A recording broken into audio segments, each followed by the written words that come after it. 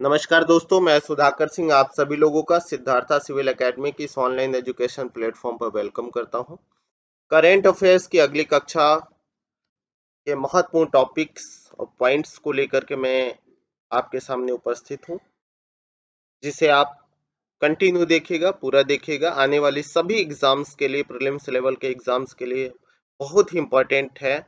सारी points important है, one by one देखेंगे तो दिमाग में चीजें बैठ जाएंगी। तो चलिए शुरुआत करते हैं करेंट अफेयर्स के महत्वपूर्ण टॉपिक को। साथ ही आप सभी लोग चैनल से जुड़ने के लिए चैनल को सब्सक्राइब कर दीजिएगा, बेल आइकन क्लिक कर दीजिएगा, वीडियो को लाइक करिएगा, शेयर करिएगा, कमेंट बॉक्स में कमेंट जरूर करिएगा। तो चलिए पढ़ते रहिए, मुस्कुराते रहिए और सफलता के लिए मेरे साथ जुड़े रहिए। शुरुआत करते हैं करेंट अफेयर्स की यह महत्वपूर्ण कक्षा।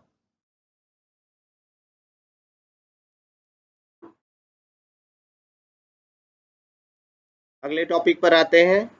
हिमालय में पाई जाने वाली 3 औषधीय पादप प्रजातियों को अंतर्राष्ट्रीय प्रकृति संरक्षण संघ IUCN की संकटग्रस्त प्रजातियों की लाल सूची में शामिल किया गया है। इन प्रजातियों में पटवा गंभीर रूप से संकटग्रस्त श्रेणी में, पीला हिमालयी फ्रिटलरी को सुभेद्य श्रेणी में तथा सालाम पंजा को संकटग्रस्त श्रेणी के तहत सूचीबद्ध किया गया है। नेक्स्ट इंफॉर्मेशन है, भारतीय मौसम विज्ञान विभाग IMD के अनुसार बंगाल की खाड़ी में आए उष्णकटिबंधीय चक्रवात मंडनौस का नाम संयुक्त अरब अमीरात द्वारा सुझाया गया है। किसके द्वारा? UAE के द्वारा सुझाया गया है। नेक्स्ट है, हाल ही में केरल राज्य में एक सीड फॉर्म को देश के पहले कार्बन न्यूट्रल फॉर्म के रूप में घोषित किया गया है। ये भी ध्यान रखेंगे। अगला पॉइंट है, अरुणाचल प्रदेश के चांगलांग जिले के मुगाफी चोटी पर लिसू रेन बैबलर नामक पक्षी की एक नई प्रजाति खोजी गई है। कौन सी? लिसू रेन बैबलर नामक पक्षी की एक नई प्रजाति खोजी गई है अरुणाचल प्रदेश के चांगलांग जिले के मुगाफी चोटी पर। ठीक है, लिसू रेन बैबलर, ध्यान रखेंगे आप सभी लोग। अगला है, पुरातत्व सर्वेक्षण विभाग ने मध्य प्रदेश के बांधवगढ़ वन रिजर्व में उल्लेखनीय पुरातात्विक अवशेषों को उजागर किया है। पुरातत्व सर्वेक्षण विभाग ASI ने मध्य प्रदेश के बांधवगढ़ वन रिजर्व में उल्लेखनीय पुरातात्विक अवशेषों को उजागर किया है, तो इसे आप ध्यान रखेंगे।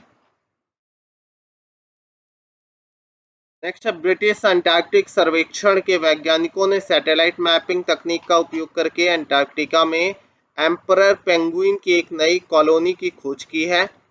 ज्ञात है कि प्रत्येक 20 जनवरी को पेंगुइन जागरूकता दिवस मनाया जाता है। कब? 20 जनवरी को पेंगुइन जागरूकता दिवस मनाया जाता है, प्रत्येक वर्ष 20 जनवरी को।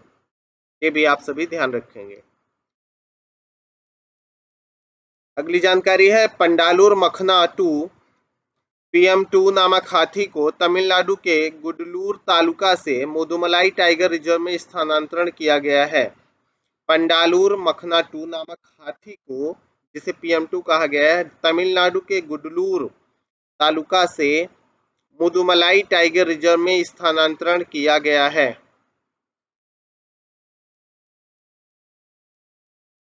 अगला पॉइंट है, भारत सरकार ने पनामा में आयोजित साइट्स पक्षकारों के 19वें सम्मेलन के दौरान बतागुर कचुगा प्रजाति के कछुए के विलुप्त होने का खतरा व्यक्त किया है। बतागुर कचुगा टाइप के कछुए को विलुप्त होने की श्रेणी में रखा है साइट्स ने।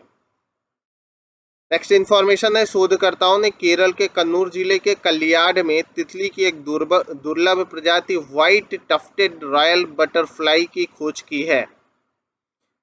कलियाड में तितली की एक दुर्लभ प्रजाति व्हाइट टफ्टेड रॉयल बटरफ्लाई की खोज की है, ये भी ध्यान रखेंगे। हाल फिलहाल में समाचार में रहने वाला टाइफून नान माडोल ने जापान के कई हिस्सों को प्रभावित किया है। तो जापान में आने वाला टाइफून क्या है? नान माडोल। कौन सा? नान माडोल, जिसने जापान के कई हिस्सों को प्रभावित किया है, ये भी आप सभी ध्यान रखेंगे।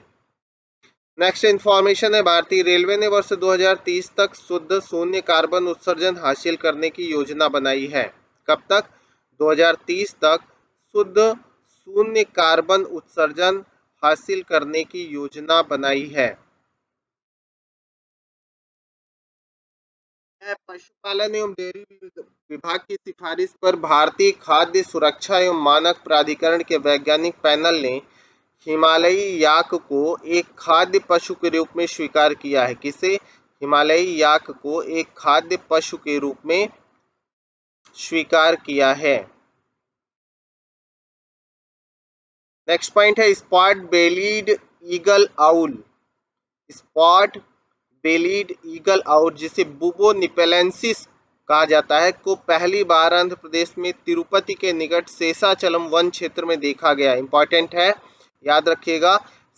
आंध्र प्रदेश में तिरुपति के निकट शेषाचलम वन क्षेत्र में स्पॉट बेलीड ईगल आउल को पहली बार देखा गया है।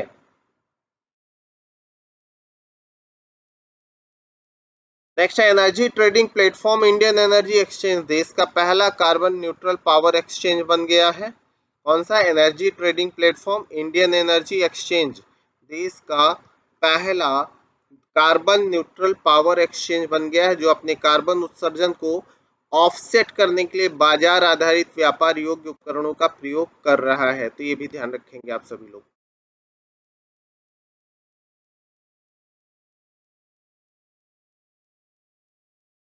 नेक्स्ट पॉइंट है आपका, केंद्रीय जल शक्ति मंत्री गजेंद्र सिंह शेखावत ने अंडमान एवं निकोबार द्वीप समूह को भारत का पहला स्वच्छ सुजल प्रदेश घोषित किया है। किसे?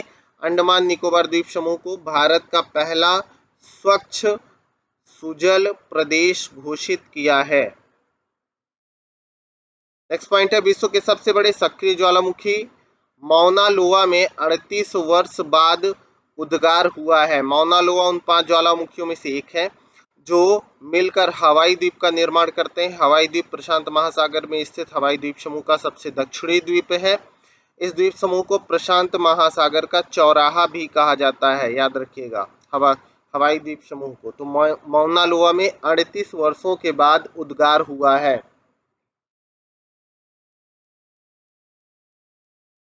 नेक्स्ट है, हाल ही में इंडोनेशिया के जावा द्वीप पर स्थित माउंट सेमेरू में ज्वालामुखी विस्फोट हुआ। यह एक सक्रिय ज्वालामुखी है। तो इंडोनेशिया में स्थित माउंट सेमेरू।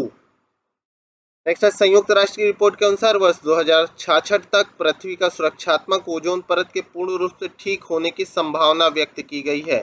यूनाइटेड नेशन ने यह रिपोर्ट व्यक्त किया है कि 2066 तक पृथ्वी की जो ओजोन परत है वह ठीक हो जाएगी। ध्यान रखिएगा, महत्वपूर्ण है।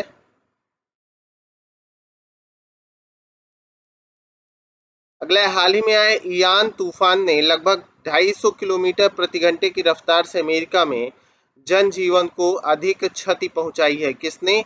इयान तूफान ने जनजीवन को काफी ज्यादा क्षति पहुंचाई है।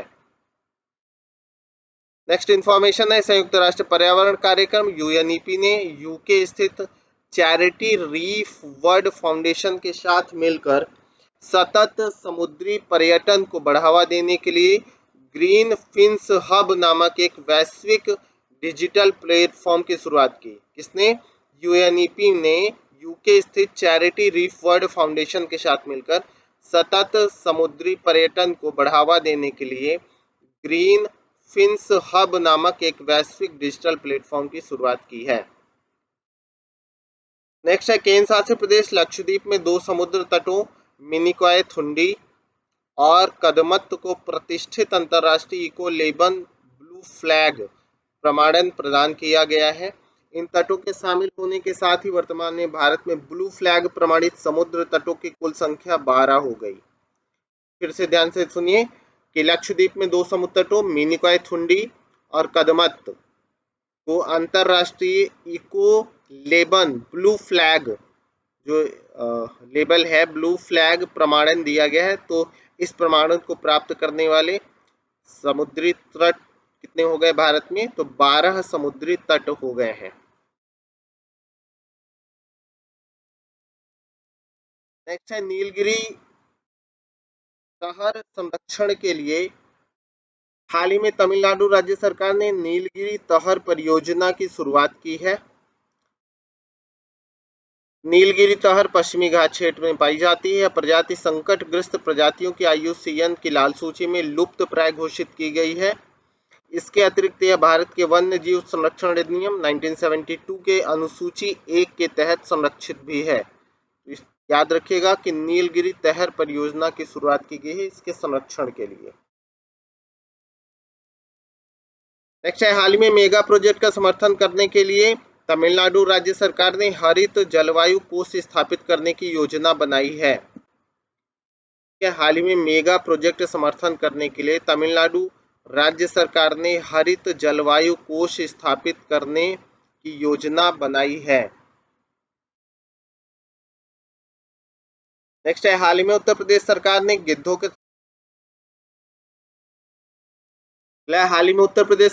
गिद्धों के संरक्षण को बढ़ावा देने के लिए उद्देश्य से मिर्जापुर जिले में गिद्ध पक्षी रेस्टोरेंट खोलने का निर्णय लिया है। कहाँ? मिर्जापुर में गिद्ध पक्षी रेस्टोरेंट खोलने का निर्णय लिया गया है।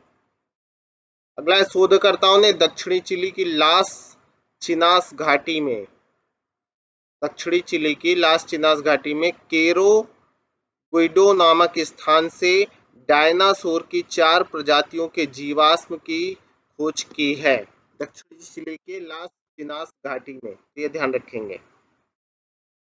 हाल ही में जारी राष्ट्रीय जल गुणवत्ता परीक्षण रिपोर्ट के अनुसार उत्तर प्रदेश की सबसे प्रदूषित नदी हिंडन नदी हुई है।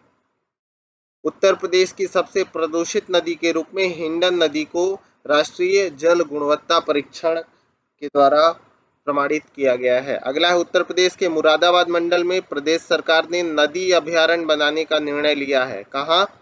मुरादाबाद मंडल में प्रदेश सरकार ने नदी अभयारण्य बनाने का निर्णय लिया है।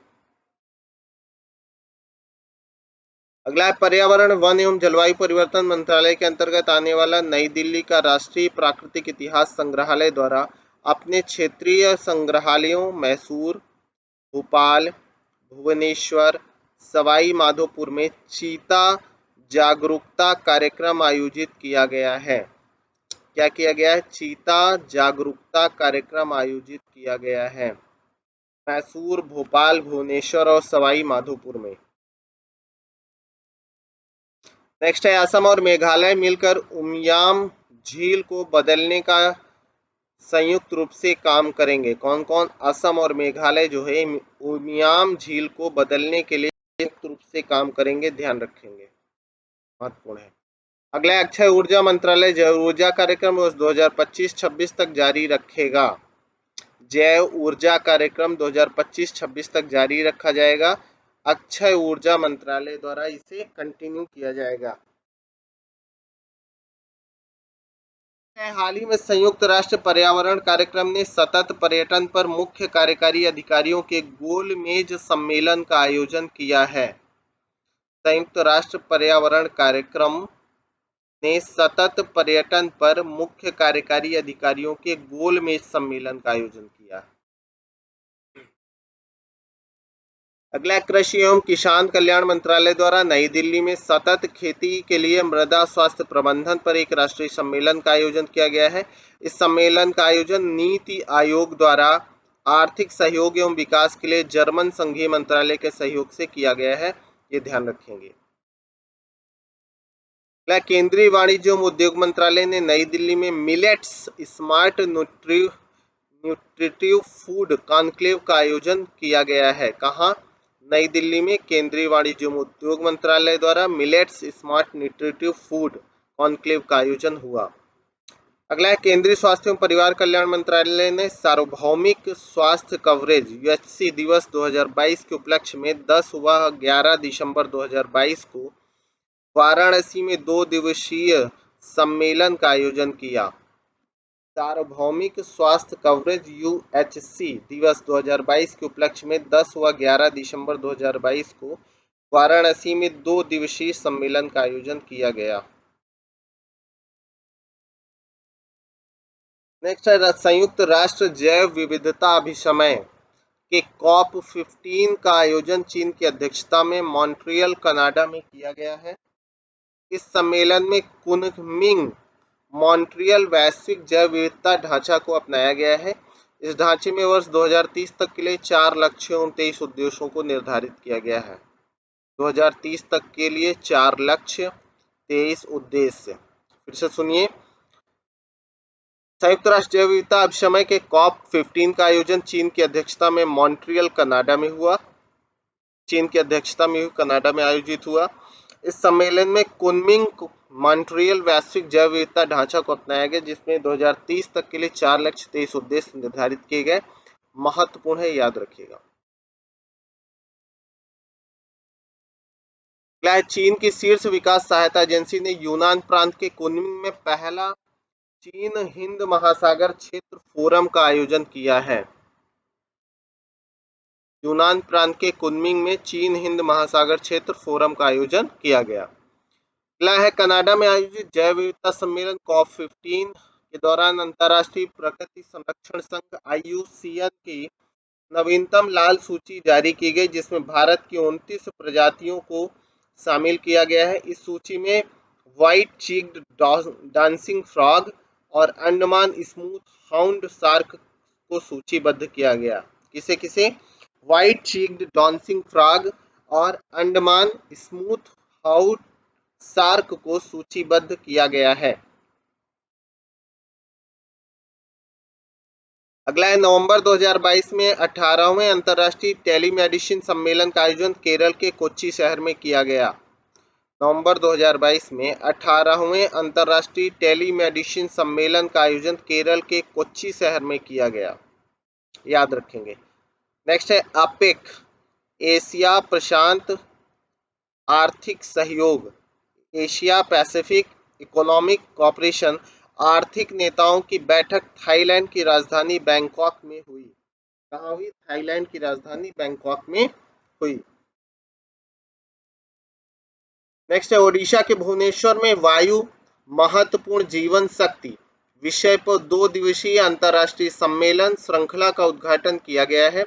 इस सम्मेलन का उद्देश्य सृष्टि के 5 आवश्यक तत्वों पंच महाभूत के साथ दुनिया भर में भारतीय विचारों का प्रसार करना है। ओडिशा के भुवनेश्वर में वायु महत्वपूर्ण जीवन शक्ति विषय पर 2 दिवसीय अंतर्राष्ट्रीय सम्मेलन श्रृंखला का उद्घाटन किया गया है। इस सम्मेलन का उद्देश्य सृष्टि के 5 आवश्यक तत्वों पंच महाभूत के साथ दुनिया भर में भारतीय विचारों का प्रसार करना है। अगला पॉइंट है आपका नवंबर 2022 में आसियान इंडिया म्यूजिक फेस्टिवल का दूसरा संस्करण नई दिल्ली में आयोजित किया गया। कहाँ? नई दिल्ली में आयोजित किया गया आसियान इंडिया म्यूजिक फेस्टिवल का दूसरा संस्करण। अगला है नवंबर 2022 में बांग्लादेश की राजधानी ढाका में हिंद महासागर रिम एसोसिएशन। कहाँ? नवंबर 2022 में बांग्लादेश की राजधानी ढाका में हिंद महासागर रिम एसोसिएशन की मंत्रिपरिषद की 22वीं बैठक का आयोजन किया गया। नेक्स्ट है 15वां अर्बन मोबिलिटी इंडिया UMI सम्मेलन एवं एक्सपो 2022 का आयोजन केरल के कोच्चि में किया गया। 15वां अर्बन मोबिलिटी इंडिया UMI सम्मेलन एवं एक्सपो 2022 का आयोजन केरल के कोच्चि शहर में किया गया है। अगला है हाल ही में पश्चिम बंगाल सरकार ने मिड डे मील में बच्चों के लिए चिकन और फल देने का निर्णय लिया है। पश्चिम बंगाल सरकार ने, इंपॉर्टेंट है, ध्यान रखिएगा ये भी। और UMI सम्मेलन एक्सपो 2022 केरल के कोच्चि में। अगली इंफॉर्मेशन है आंध्र प्रदेश के विशाखापत्तनम रेलवे स्टेशन को उच्चतम प्लैटिनम रेटिंग के साथ हरित रेलवे स्टेशन प्रमाण पत्र दिया गया है। आंध्र प्रदेश के विशाखापत्तनम रेलवे स्टेशन को। अगला केंद्रीय गृह और सहकारिता मंत्री अमित शाह ने कर्नाटक के देवनहल्ली में केंद्रीय जासूसी प्रशिक्षण संस्थान की आधारशिला रखी है। केंद्रीय गृह और सहकारिता मंत्री अमित शाह ने कर्नाटक के देवनहल्ली में केंद्रीय जासूसी प्रशिक्षण संस्थान की आधारशिला रखी है। अगला नो मनी फॉर टेरर के तीसरे मंत्री स्तरीय सम्मेलन का आयोजन नई दिल्ली में किया गया।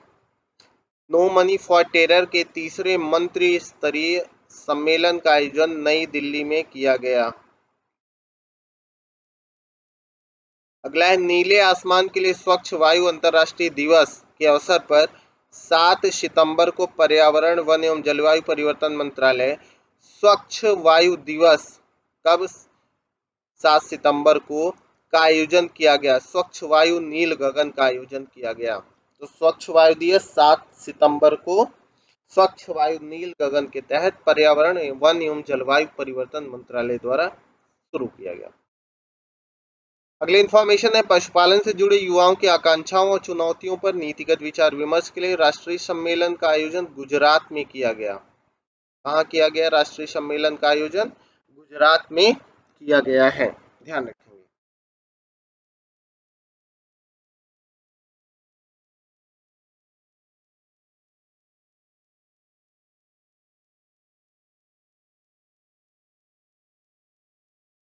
अगली इंफॉर्मेशन है प्रवासी भारतीय दिवस सम्मेलन 2023 मध्य प्रदेश के इंदौर में आयोजित किया गया। इस संस्करण का मुख्य विषय प्रवासी अमृतकाल में भारत की प्रगति में विश्वसनीय भागीदारी निर्धारित किया गया था। गुयाना सहकारी गणराज्य के राष्ट्रपति मोहम्मद इरफान अली मुख्य अतिथि और सूरीनाम गणराज्य के राष्ट्रपति चंद्रिका प्रसाद संतोखी ने विशेष सम्मानित अतिथि के रूप में सम्मेलन को संबोधित किया। महत्वपूर्ण है, जरूर ध्यान रखिएगा। फिर से सुनिए, प्रवासी भारतीय दिवस सम्मेलन 2023 मध्य प्रदेश के इंदौर में इस बार आयोजित हुआ। मुख्य विषय था प्रवासी अमृतकाल में भारत की प्रगति में विश्वसनीय भागीदारी। गुयाना सहकारी गणराज्य के राष्ट्रपति, गुयाना देश याद रखिएगा और सूरीनाम याद रखिएगा। तो यहाँ के राष्ट्रपति मोहम्मद इरफान अली मुख्य अतिथि थे और सूरीनाम गणराज्य के राष्ट्रपति चंद्रिका प्रसाद संतोखी विशेष सम्मानित अतिथि के रूप में शामिल किए गए हैं। बहुत महत्वपूर्ण इंफॉर्मेशन है, जरूर ध्यान रखेंगे।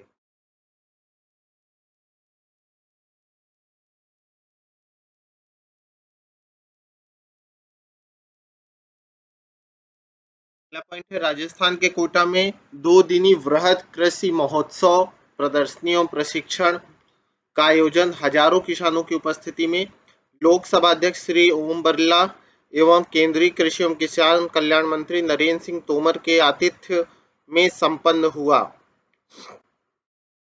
नेक्स्ट पॉइंट है आर्द्र भूमि पर रामसर सम्मेलन के पक्षकारों की 14वीं बैठक COP14 का आयोजन वुहान चीन एवं जेनेवा स्विट्जरलैंड में नवंबर 2022 में किया गया। COP14 का आयोजन वुहान चीन एवं जेनेवा स्विट्जरलैंड में नवंबर 2022 में किया गया है। आर्द्र भूमि पर रामसर सम्मेलन की 14वीं बैठक महत्वपूर्ण है, ध्यान रखेंगे। नेक्स्ट पॉइंट है गोवा की राजधानी पणजी में केंद्रीय आवास और शहरी कार्य मंत्रालय व imaging Panaji smart city development limited के समन्वय में 100 स्मार्ट शहरों के लिए CEO सम्मेलन आयोजित किया गया है। अगला है राष्ट्रीय फिल्म विकास निगम NFDC के माध्यम से सूचना और प्रसारण मंत्रालय 27 से 31 जनवरी 2023 तक मुंबई में संघाई सहयोग संगठन SCO फिल्म महोत्सव का आयोजन किया गया है। नेक्स्ट पॉइंट है प्रशासनिक सुधार एवं लोक शिकायत विभाग DARPG द्वारा 23 से 24 जनवरी 2023 तक ई गवर्नेंस पर 2 दिवसीय क्षेत्रीय सम्मेलन का आयोजन मुंबई में किया गया।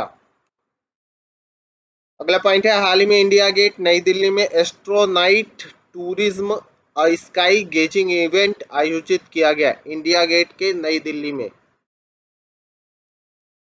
अगला पॉइंट है हाल में अमेरिका की राजधानी वाशिंगटन DC में भारत अमेरिका व्यापार नीति फोरम TPF के 13वें मंत्रिस्तरीय बैठक 2023 का आयोजन किया गया।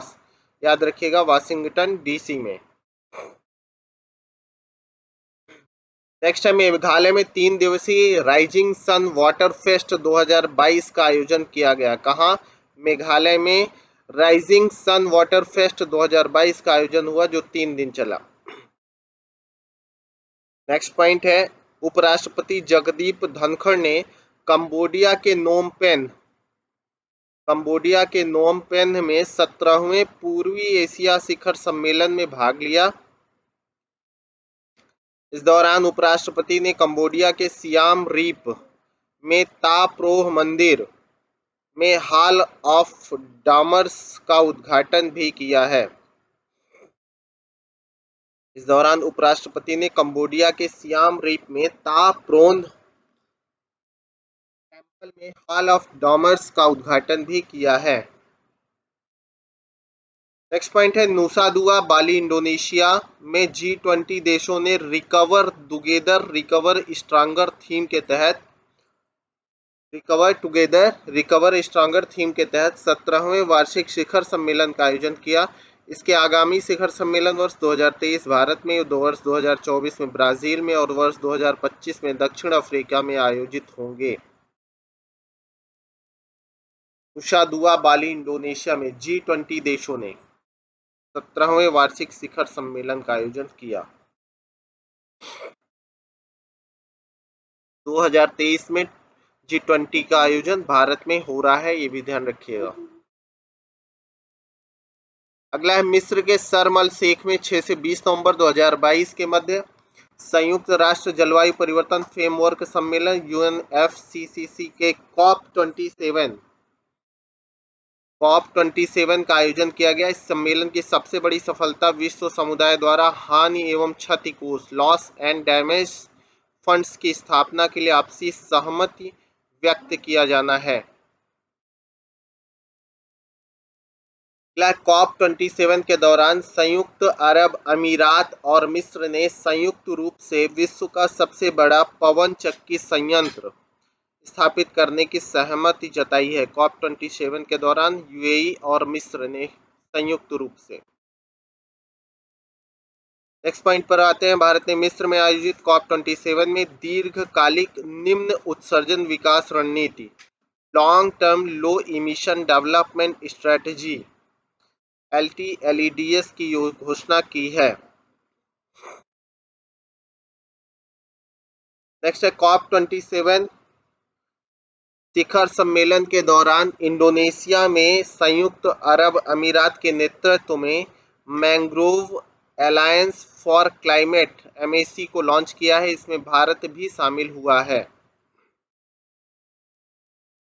नेक्स्ट है आपदा रोधी अवसंरचना के लिए गठबंधन CDRI ने आपदा लचीला बुनियादी ढांचा प्रणाली के वित्तीयन हेतु $50 मिलियन लगभग 400 करोड़ रुपए के बुनियादी ढांचा लचीलापन त्वरक कोष infrastructure resilience accelerator fund IRAF की घोषणा की है।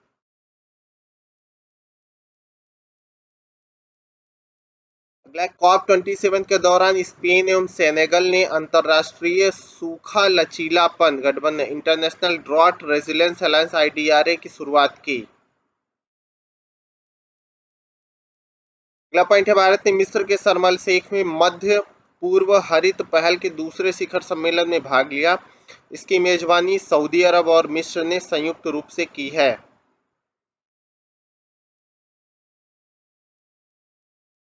नेक्स्ट है G20 शिखर सम्मेलन के दौरान विकसित देशों ने इंडोनेशिया के जलवायु लक्ष्यों को पूरा करने के लिए जस्ट एनर्जी ट्रांजिशन पार्टनरशिप की शुरुआत की। इसके लिए संयुक्त राज्य अमेरिका, जापान सह नेतृत्व में कनाडा, डेनमार्क, यूरोपीय संघ, फ्रांस, जर्मनी, इटली, नॉर्वे तथा यूनाइटेड किंगडम ने एक समझौते पर हस्ताक्षर किए हैं।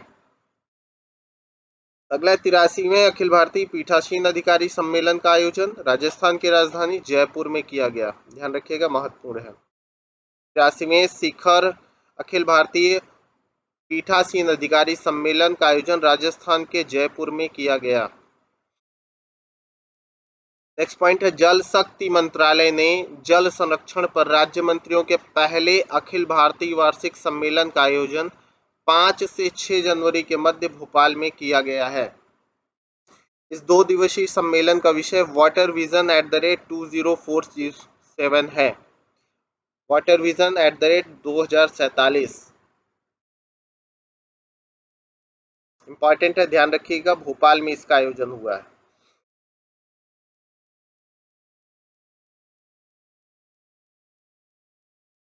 अगला पॉइंट है आपका प्रधानमंत्री नरेंद्र मोदी ने 8 नवंबर को भारत द्वारा 18वें G20 सम्मेलन की अध्यक्षता के लिए लोगो, थीम एवं वेबसाइट का अनावरण किया गया। 1 दिसंबर 2022 से 30 नवंबर 2023 तक एक वर्ष के लिए भारत G20 समूह की अध्यक्षता करेगा। भारत ने अध्यक्षता इंडोनेशिया से ग्रहण की है।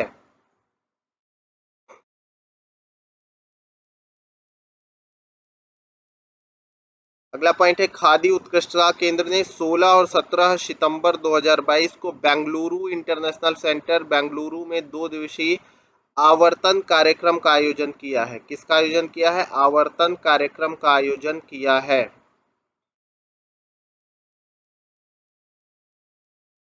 नेक्स्ट है, केंद्रीय पर्यावरण एवं वन एवं जलवायु परिवर्तन मंत्रालय के तहत भारत में पहले राष्ट्रीय सतत तटीय प्रबंधन सम्मेलन का आयोजन भुवनेश्वर में किया गया। कहाँ किया गया? भुवनेश्वर में किया गया। नेक्स्ट है, राजस्थान के कोटा में 2 दिवसीय राष्ट्रीय रक्षा MSME कॉन्क्लेव एवं प्रदर्शनी का आयोजन किया गया।